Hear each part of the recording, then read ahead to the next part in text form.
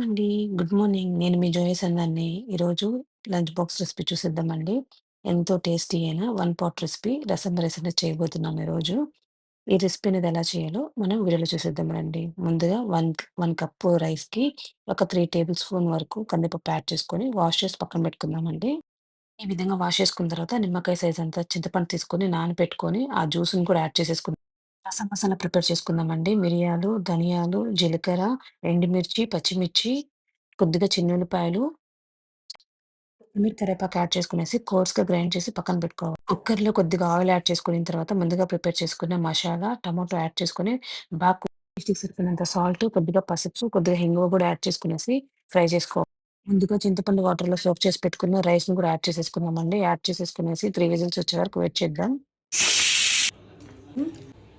జీలకర్ర lunch box అనేది ready అయిపోయిందండి. తప్పకుండా ట్రై చేయండి ఈ రెసిపీ అనేది. ఇంకో వీడియోతో మీ ముందుంటాను.